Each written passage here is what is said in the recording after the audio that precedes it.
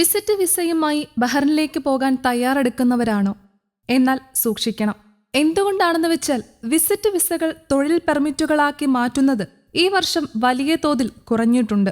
മുൻ വർഷത്തേക്കാൾ 92% കുറവുണ്ടായതായി Bahrain നിയമകാര്യമന്ത്രിയും acting തൊഴിൽ മന്ത്രിയുമായ യൂസുഫ് ഖലഫ് വെളിപ്പെടുത്തിയിരുന്നു. അതായത് വിസിറ്റ് വിസയിൽ ബഹ്റൈനിലെത്തുന്നവർക്ക് ഇപ്പോൾ തൊഴിൽ വിസയിലേക്ക് മാറാനുള്ള സാധ്യതകൾ പരിമിതപ്പെട്ടിരിക്കുകയാണ്. വലിയ സ്വപ്നങ്ങളുമായി ഏജൻസികളുടെ വാഗ്ദാനങ്ങൾ വിശ്വസിച്ച് വിസിറ്റ് വിസയിൽ ഗൾഫിലേക്ക് പോകുന്ന ഒരുപാട് ആളുകൾ ഉണ്ട്.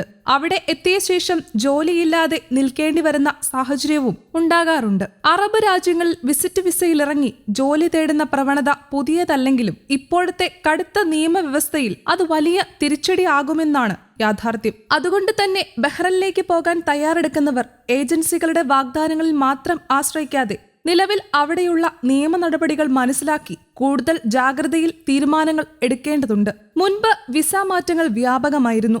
പാർലമെന്ററി അന്വേഷണ സമിതിയുടെ കണക്കുകൾ പ്രകാരം 2023 ഏകദേശം 37,000 വിസകളും 2024 33,000-ലധികം വിസകളും തൊഴിൽ പെർമിറ്റുകളാക്കി മാറ്റിയിരുന്നു.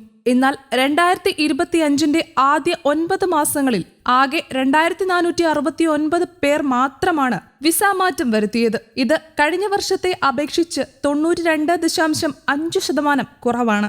ആഭ്യന്തരമന്ത്രി general Sheikh Rashid bin Abdullah Al Khalifa പുറത്തിറക്കിയ 2024 16-ാം നമ്പർ തീരുമാനമാണ് ഇതിന് പിന്നിൽ. കൂടാതെ വിസ മാറ്റത്തിനുള്ള ഫീസ് 250 ദീനാറായി വർദ്ധിപ്പിച്ചിട്ടുണ്ട്. ഇതോടെ വിസ മാറ്റം ഇനി മുതൽ കൂടുതൽ ചിലവേറിയതാകും.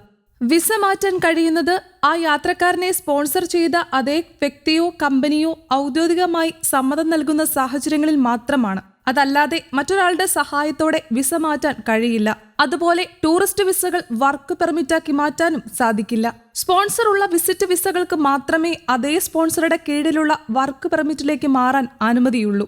എൻട്രി വിസകൾ വർക്ക് പെർമിറ്റുകളാക്കി മാറ്റുന്നത് എല്ലാ സാഹചര്യങ്ങളിലും നിരോധിക്കാൻ ലക്ഷ്യമിട്ടുള്ള ബില്ലിനെക്കുറിച്ച് ചർച്ച ചെയ്യാനും വോട്ട് ചെയ്യാനും എംപിമാർ ആവശ്യപ്പെട്ടപ്പോഴാണ് തൊഴിൽ മന്ത്രി ഈ സ്ഥിതിവിവര കണക്കുകൾ വെളിപ്പെടുത്തിയത്.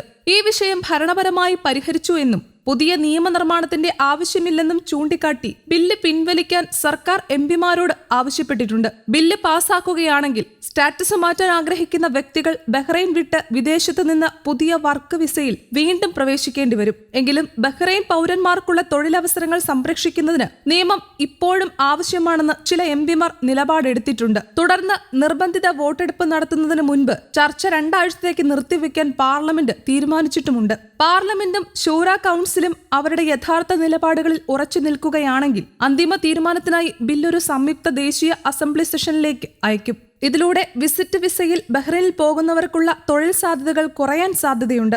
മുൻകാലത്തേതുപോലെ വിസ മാറ്റങ്ങൾ സാധ്യമല്ലാത്ത സാഹചര്യത്തിൽ യാത്രാ പ്ലാനിങ്ങിലും തൊഴിൽ ആശയവിനിമയങ്ങളിലും കൂടുതൽ ജാഗ്രത പാലിക്കേണ്ട സാഹചര്യമാണുള്ളത്. കൂടാതെ വിസിറ്റ് വിസയിലൂടെ തൊഴിൽ അന്വേഷിക്കുന്ന ആളുകൾക്ക് ഇത് വലിയ തോതിലുള്ള പ്രതിസന്ധി സൃഷ്ടിക്കും. News desk Kerala Kaumudi.